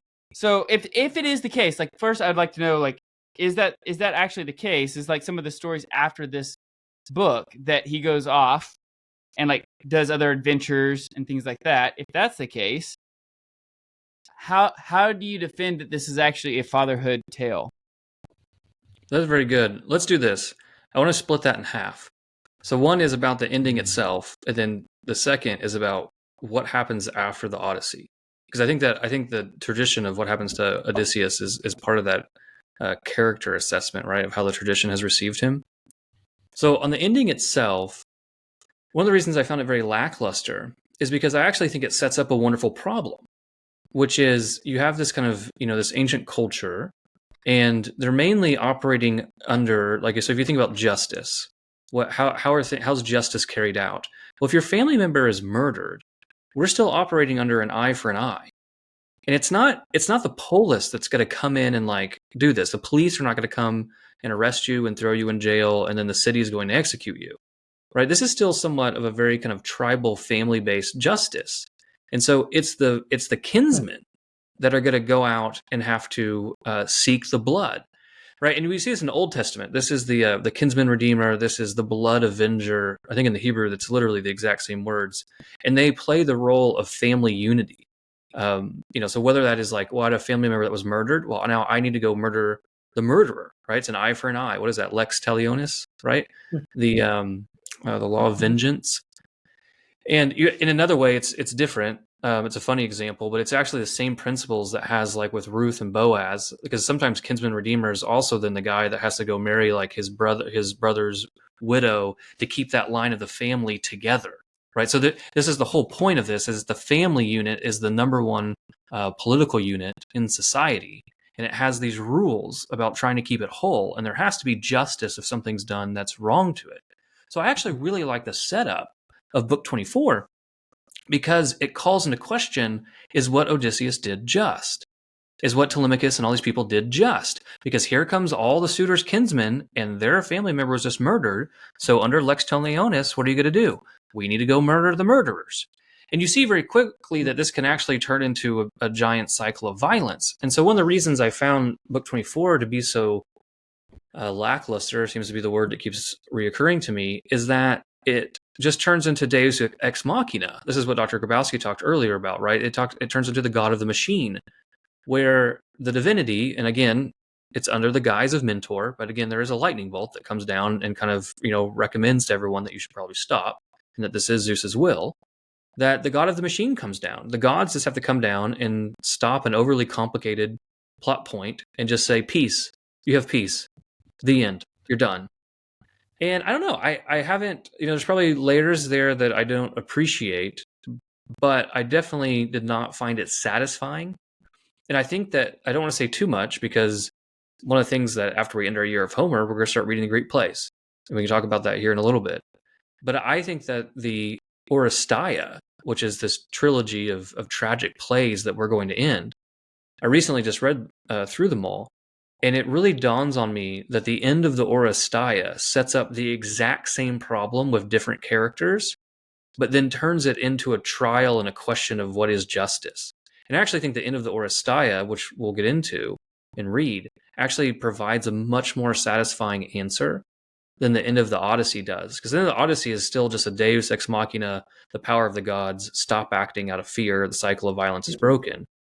And end of the Oresteia, which is, what is that going to be, 300-400 years later, really actually takes it up in a much more philosophical sense of like, well, wait, who's wrong and why? It's with different characters, but it plays it out.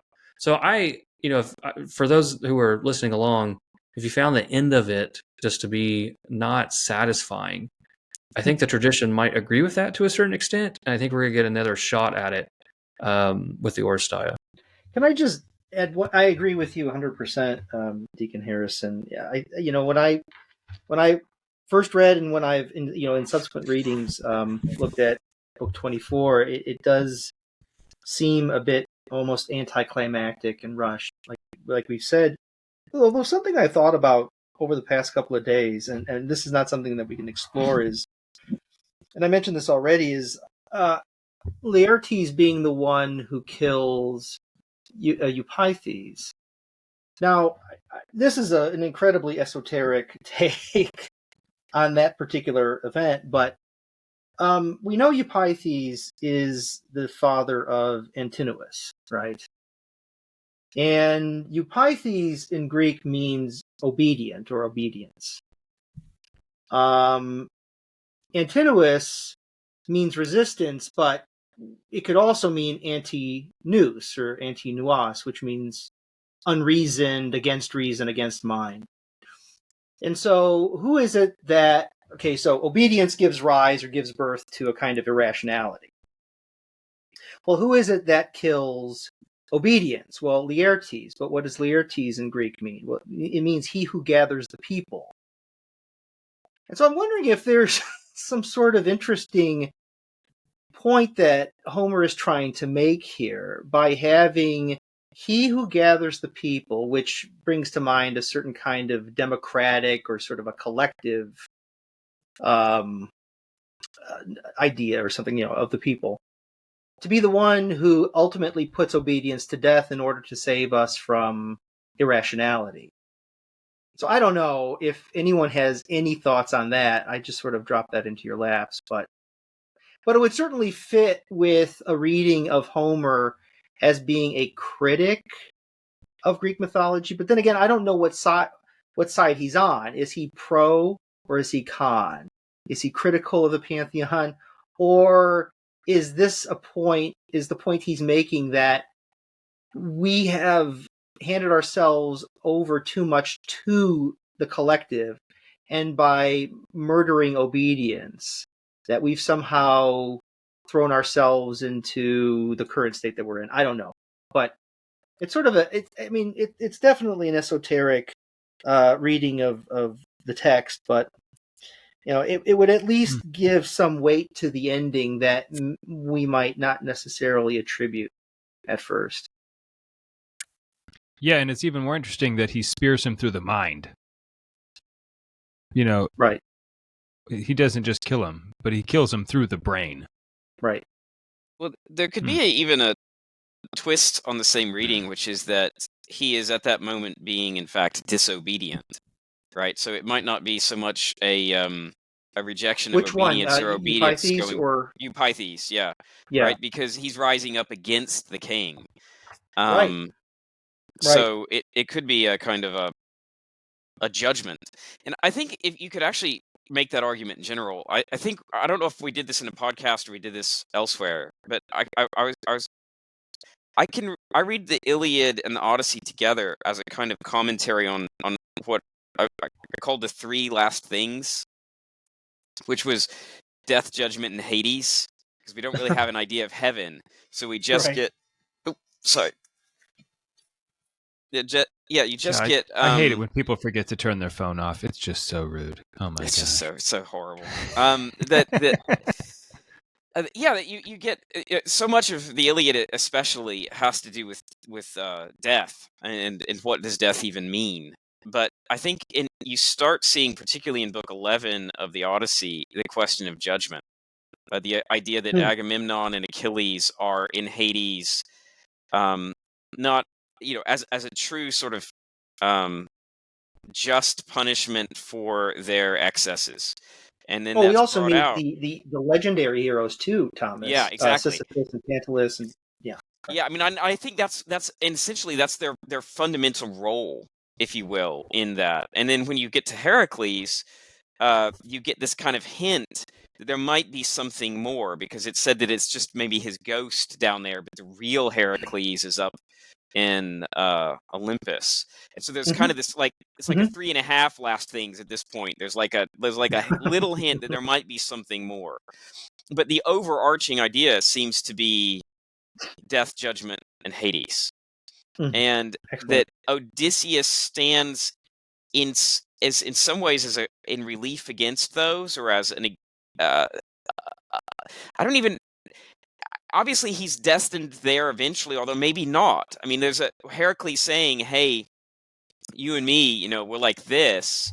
Is, I mean, think strongly hinting that Odysseus's ultimate fate is different and something higher. But there isn't. Well, I agree, Thomas. There's yeah. that one passage. I can't remember what book it's in, but it's when they're loading all of the goodies that Odysseus received, and he and Athena are collaborating, and they're stowing it away in that cave of the nymphs. And there's the one entrance that is accessible only to mortals, and the other one that's accessible to the gods, and it's ambiguous as to which one Odysseus goes through. And I think that's deliberate. Yeah, and I think that there's in the deliberate kind of sense. I also think in the rushed, and it does feel rushed ending of this, the ambiguities, though, I think are there. They're kind of satisfying in their own sort of dissatisfying way. These are somewhat open questions. Odysseus has finally made it home, but we've been told all the way from book 11 that he's going to have to leave again, right? All of these things have this kind of this open-endedness to them, and in the case of the idea of the Aristeia, I think is really key. If you trace the whole history of the Atreides, so you've got Agamemnon but not just that, the whole family is a cycle of never-ending violence, where crimes were committed which had to be avenged, that led to other crimes that had to be avenged. If you look at the cycle in Troy, you have the crimes of Paris and Helen leading to the Trojan War in a way that itself leads to crimes that cry out for vengeance. And I think what Homer is wrestling with to an extent here at the end is there any way out of this? I mean, this is definitely exactly the question Aeschylus is going to bring up again. But here it's like, maybe there's not. Or maybe the only way is to let it go. I mean, we've just had the advice. Look, the suitors had what's coming to him. This is definitely a question of judgment, right? So there's not a question that we just have to pay this back. They're definitely being advised. This was what was deserved and had to happen. And I mean, Agamemnon himself sort of ratifies this down in Hades. But then the question is, how do we stop it? Because the next thing is going to be vengeance. And like I said, I think the answer is not terribly satisfying. And so maybe you just have to have some lightning bolt fall, come down from heaven and stop the cycle. And Thomas, I think that everything you've said really does. It helps to highlight the sort of teacher that Homer is. We talked about the importance of reading Homer as a kind of teacher.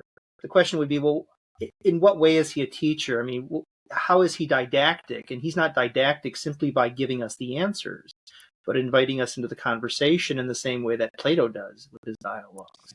His dialogues often end with a lack of resolution, but that's a way to invite us into the conversation and to continue that conversation beyond the text. Well, I think too, there's a real wisdom in showing what things are not. So even if the answer is not resolved, right? What is this thing? Actually being able to say, well, it's not this, and it's not this either, is actually, that's a real form of wisdom, right? The via negativa, right? Yeah. I know what this thing is not, which is very Socratic. But I also think it's in Homer. Thomas has a great points. The thought, kind of the overarching architectonic thought that I have as we're kind of wrapping up this year, and I'd like to return to it maybe at some point in the podcast, is what is Homer, the teacher, doing with Odysseus in the Odyssey as far as arete goes? So like, I'm very comfortable in the Iliad starting to kind of do some analogs where it's like, okay, Achilles is that spiritedness, just absolutely unbridled. It's the rage. Hector, I think, is the spiritedness with proper boundaries. Now, he's not perfect, but proper boundaries insofar as, like, you look at his piety, right? He has piety towards the gods, towards the city, towards his family, and I think they're in a hierarchy, and I think he respects that kind of threefold hierarchy as he kind of plays out his own spiritedness. Paris is very much the appetitive. So if we think of the soul that Socrates is going to talk about, Socrates is going to talk about a tripart soul. He's going to talk about the appetitive at the bottom, which goes after pleasure, the spirited, right? Which then goes after honor and glory. And then he's going to talk about reason being at top. And each one of these loves something. Reason loves truth. The spirited loves glory. The appetitive loves pleasure. And each one finds a certain immortality and satiating in those things. And very clearly, I think you see these in the Homeric text. I think that, Plato's downstream of Homer. And in a lot of ways, when you read Aristotle, he only brings up Plato when he disagrees with him. That's about the only time he ever does. He's like, well, Plato thought this, but here's the answer. And people don't realize that then like half the things Aristotle says, he's pulling directly from his master, Plato. I have a sneaking suspicion that Plato's the same way with Homer. He only brings him up in the dialogues in the Republic when he disagrees with him, but actually he's in debt to him a lot. And that's something I think we need to watch on the podcast as we kind of move forward and enter this great conversation. Because I think very much that tripart soul is, at least in the spirited and the appetitive, very apparent in the Iliad, right? I mean, Paris can't think outside the appetitive in any kind of like rational way. But then the question is where's reason? Who represents reason as far as Arete goes? Where do we see reason? And Odysseus is not a philosopher. It's not in a robust way. But we have this show that Odysseus ends up being a greater champion than Achilles. And why? Well, because of his cleverness. And so we don't get, I think, a full, robust, like Homer's showing us that the philosophical life is the best life ever and that you should pursue truth. But I do think there's something beginning here in Homer that shows us that the life of the mind and the role of the mind in the human does play into arete. It does play into excellence and can lead to the best type of life. Because I do think he does intentionally present Odysseus in triumph over Achilles. Agreed. Totally agree. Yeah, that's something that I struggled with is whether or not Odysseus is a hero, whether or not he is worthy of emulation. And once again, I mentioned this already at the beginning, it's very difficult for me to separate the way I think about things from the benefit that I have that the audience at the time did not. Okay, because when I look at Odysseus and his treatment of the suitors, I say this is objectively unjust. That your property is of infinitely less value than the lives of these people, right? And I'm doing that through a lens through divine revelation, right? That God created them. The soul is worth more than the universe. And so to me, I think that I would say objectively it was unjust what he did to the suitors. But it was because, he did it from the direction of the gods. So, whether he's culpable or, I think we don't need to try to put our standard of judgment upon him because I don't think that's fair. My takeaway also from the very end is because, Deacon, you said you didn't really like the ending. I think most people probably won't because it kind of just stops, right? It's not so much an ending as a stopping. But my takeaway is that only the gods can bring peace. That only through the divine can peace reign in the world of man. And I say that knowing that there's an inherent contradiction in the story, because it was through the divine that the conflict came about in the first place. But I think that it's okay. I think that we can have this contradiction and still take the good away from both sides, right? Because of what Homer is trying to say. I think that we can say, as a teacher, he's positing that the divine that we know might not be the divine that exists, right? Because here's what happens from the divine that we know. But I will tell you in the end that the divine that exists is the only divine from which we can find peace.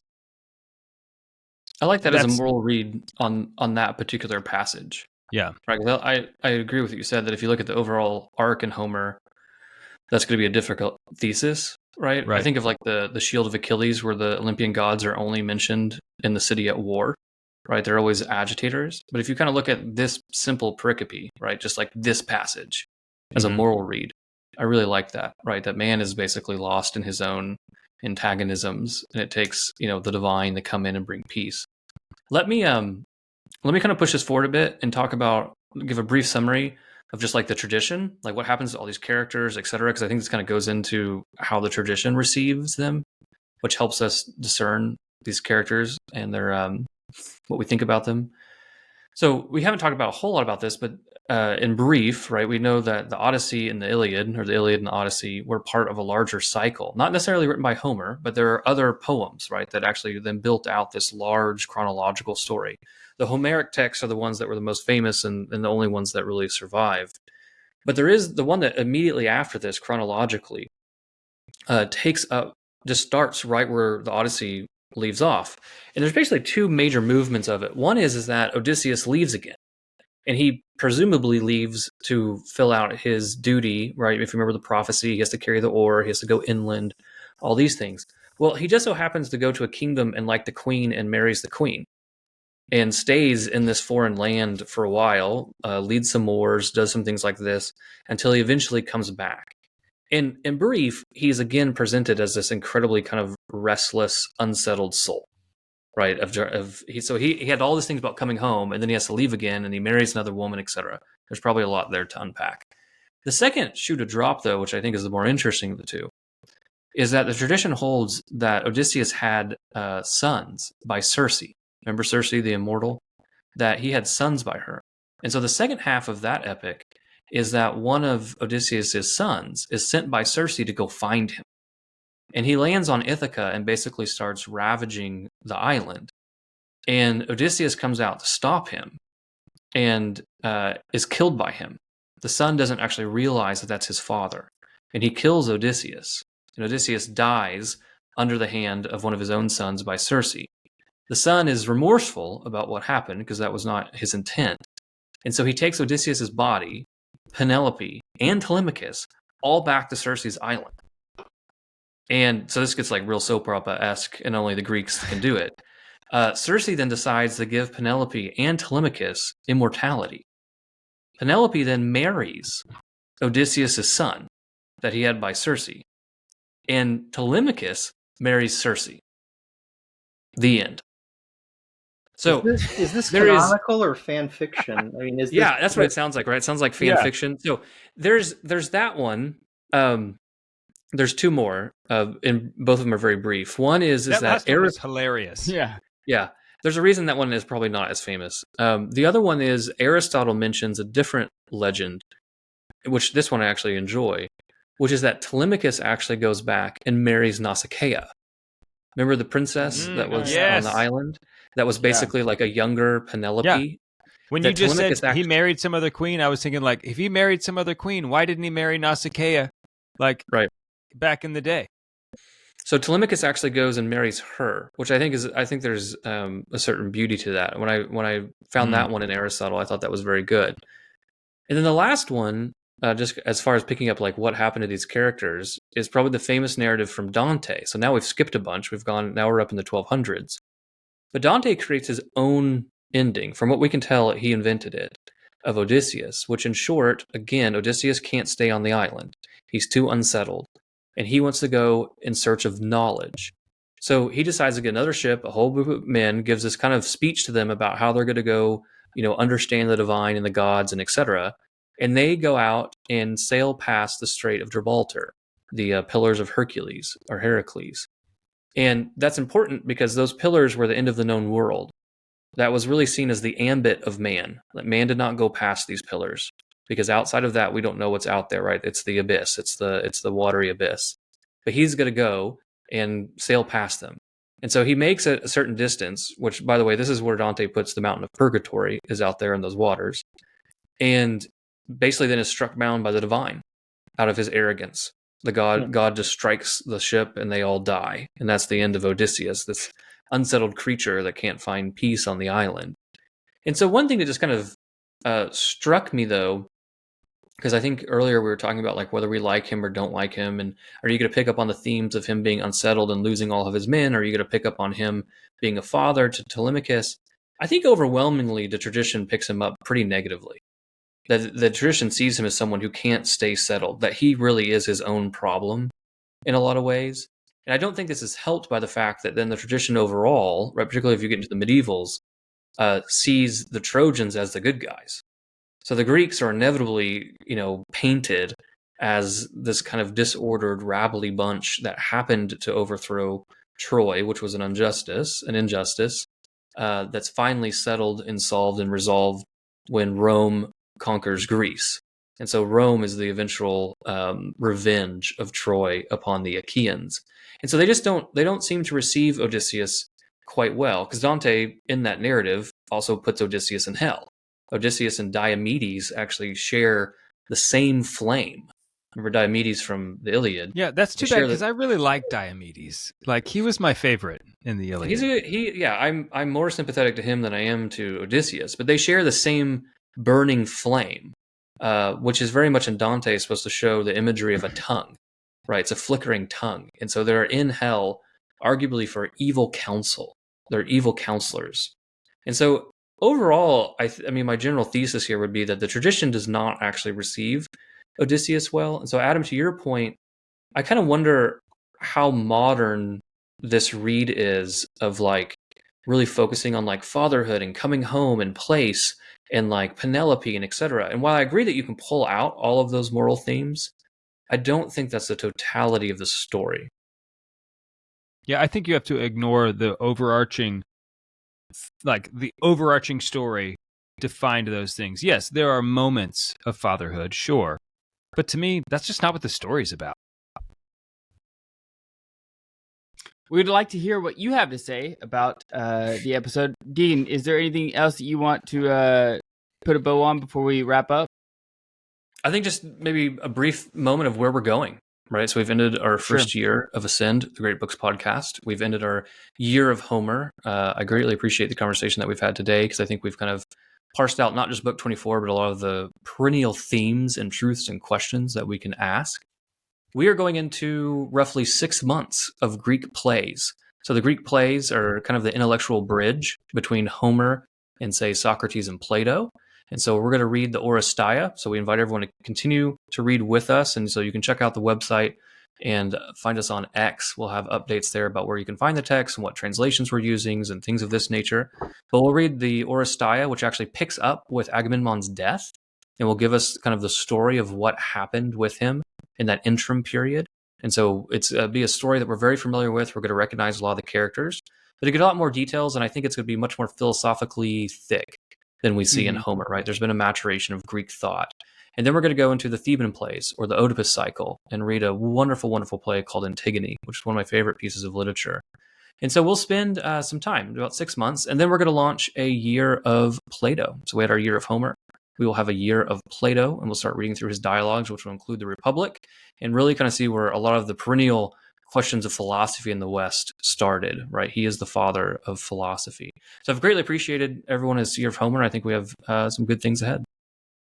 Yeah, I want to thank Dr. Grabowski and Thomas Lackey and David Niles for joining us today. I also want to thank you guys for hanging in there with us through the year of Homer. If you are just now tuning in through the Odyssey, we did do the Iliad for the first 6 months, so go check that out on our podcast as well. One of the things you could do that would greatly help us is share with your friend.